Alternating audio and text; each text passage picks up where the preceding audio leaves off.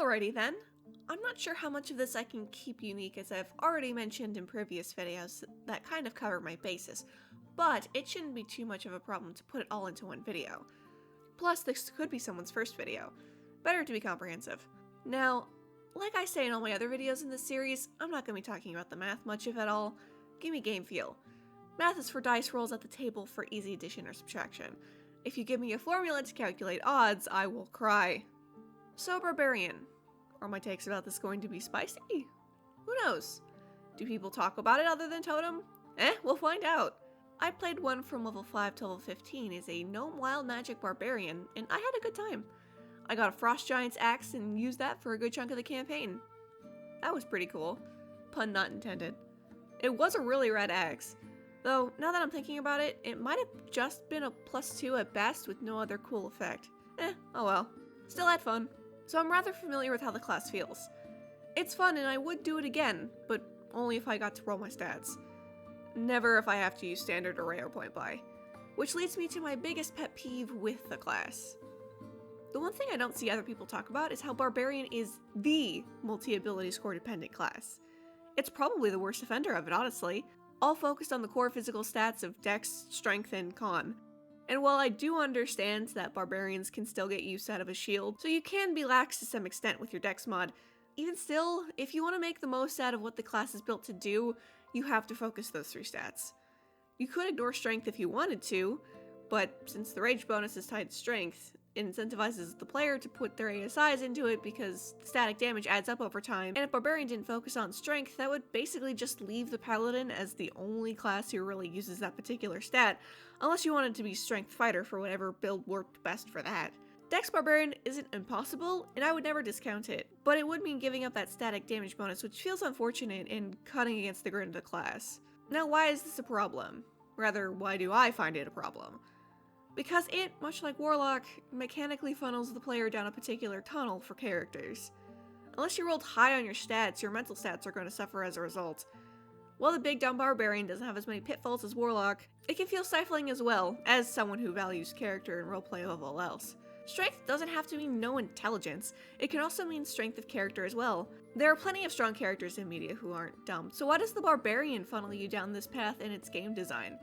Tough, Armstrong, All Might, the list goes on. You can have strength and have a strong will and be smart as well. Anger as an emotion can come out in so many different ways. Quiet, cold, loud, hot. Being able to harness that in different ways that's not big dumb brute. Luckily for me, I rolled pretty well aside from a 7, which I put to Charisma. My Barbarian was a bit abrasive, not the best at talking to people, which is why she married a bard, but she wasn't dumb. It was only a 14, but it was enough to feel like I could participate. There is value in playing against type, but Barbarian simply doesn't allow the wiggle room if you care about being good at what the class is meant for. No one deserves to feel stifled in terms of character creation. When I play D&D, I want my builds and my characters to feel harmonious with one another. The last thing I want to do is feel like I've let down my party because I decided to dump Dex or Strength and weaken my overall role because I had an idea for a character. I'd just pick a different class at that point. But it also sucks if I really wanted to play a Barbarian and my stats simply didn't allow for it. It doesn't always mesh. Can we also talk about how Strength is kind of a weird stat in 5e? It's only tied to one skill check, that being Athletics. It's got a couple of requirements meant for armor, and in pre-2024 updates, while not directly tied, certain sizes of creatures were deemed not strong enough to be able to wield certain weapons. Athletics is also how you attempt to grapple in-game. Paladins and Barbarians are the only ones really incentivized to use it. It's frequently a dump stat for everyone else. I'm not really sure what would fix this issue, but it feels like Strength is stapled onto the rest of the rule set, but it's stapled wrong, so it's dangling there and it gets the job done, but it's kinda just there with not a lot going for it. While good players can get creative with it, it's difficult to figure out anything else what Strength could be good for. I understand why it's only got the one skill check, but it still feels weird. Its best uses are for grappling checks and for breaking down doors, or for performing Eat the Gnome, which, at least in my experience, worked every single time without fail. Highly recommend. It's simply unfortunate it's so shallow of a stat. But back to Barbarians specifically. What feels particularly weird about it is that they tend to not get many options to help outside of combat, outside of breaking down a door or some other feat of strength unless you specifically build for it. I'm not asking for too much here, just a little bit baked into the class that could help with things outside of combat that's not dedicated to a subclass. The extra movement speed is a good start, but it could use a little bit more spice that doesn't require player creativity. Now, I don't want to nitpick the whole class because I did have a blast with it, but it was silly that I basically had to do arbitrary things to keep my rage going when I played my small menace to society. I'm not sure how much of this could have been avoided if I picked a race that had a base 30-foot walking speed at the time, but even then I found myself either not getting attacked or out of reach of enemies, either because they were flying or they could specifically scoot across the map like crazy. And I didn't want to waste my bonus action on my rages when I only had a limited amount per day, and we didn't always get a long rest in between. To be honest, attacking the ground when I couldn't get to an enemy probably shouldn't have been allowed, but the DM at the time let it slide. He let a lot of things slide, but that's neither here nor there. Luckily, the 2024 updates to Barbarian let it be way more lenient when it comes to keeping the rage bonus up, so if I ever get the chance to play one again, I'd be good. Can we also talk about how the skill choices feel odd? This ties back into what I said earlier about not being encouraged to branch out into the mental stats. The options to pick from are animal handling, athletics, intimidation, nature, perception, and survival. Only one of these align with the stats that get focused on. The rest are mental stats that probably aren't going to be good. I'm putting backgrounds aside for now because that's where you can get the most flexibility and lean into character build, but with these choices, it looks like I'd be playing a druid instead. The one thing I'll give is that there is an optional rule to have a different stat applied to a check. For example, a strength-based intimidation check. So strength plus proficiency in intimidation. But that's the only option here that could realistically apply another stat to a check, if your DM wanted to be lenient, of course. While no one expects a barbarian to be a skill monkey, with how the game design funnels you, if you want to play a class as intended, you're not going to be good at anything other than athletics. And then maybe a couple of dex skills, if you took those with your background. It sucks being set up almost to fail and not be particularly good at much other than what the class was designed for. I do understand what a barbarian's role is supposed to be. A strong tank that's difficult to take down and deal back damage. But that's all it is. It's been designed into a corner that can suffocate a creative player if their stats aren't good enough to allow them to branch out. The optional class features also don't help much in terms of this. It's a band-aid more than anything else. Just giving the player more skill proficiencies at 3rd level and 10th doesn't fix the problem that the character is likely to be bad at those skill checks. It says something that the only things WotC could think of were to add more proficiencies and being able to move half your speed when you enter a rage with your bonus action. Other classes get more flexibility, but Barbarian gets rather slim pickings. I mean, Monks isn't great either, but I'm not here to get sidetracked.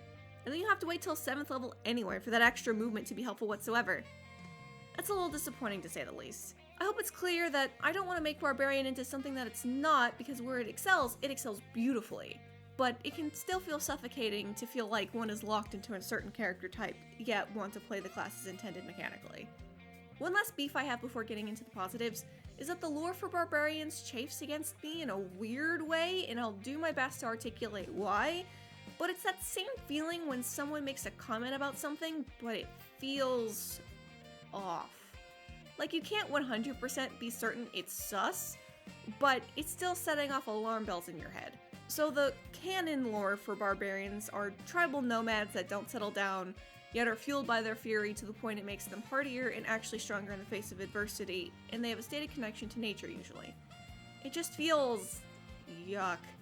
For lack of a better term, I'm not indigenous, but anyone who's hopefully taken an American history class can see where I'm going with this.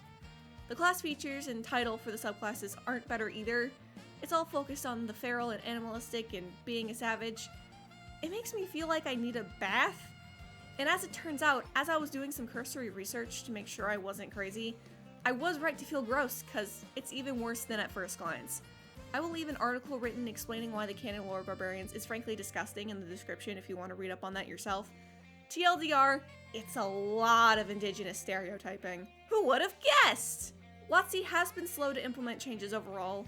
Even if they are implementing more people to be sensitivity readers as they work on D&D, it still doesn't mean we shouldn't expect better. The Hadozi incident was just bad. I don't know how that slipped through the cracks. We do deserve better as a player base. It doesn't even have to be much. Names of subclasses can change, cut the indigenous stereotype stuff, make up new lore that's inclusive. I don't blame anyone for jumping ship and swapping to another system that's more inclusive, but for those who stick behind like myself, I've seen that the community isn't afraid to make its voice heard, and I hope as we move into the 2024 update, if it's as free-flowing as they've said, we can fight for things to be better. Here, Watsy, I'll even give you some more for free! Now, this would probably need to be a name change to something like Brood or something, but this isn't a Fixing Barbarian video, it's about my unpopular opinions on the class. Barbarians get stronger with their anger, but it can come from anyone in any kind of society like the fighter. Play it off as an affinity, or magic, or what have you. It doesn't have to be racist.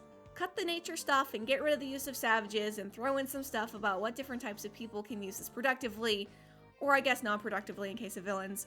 But there's so much potential. Call it the bouncer, I don't know. Nearly anything is better than what we have.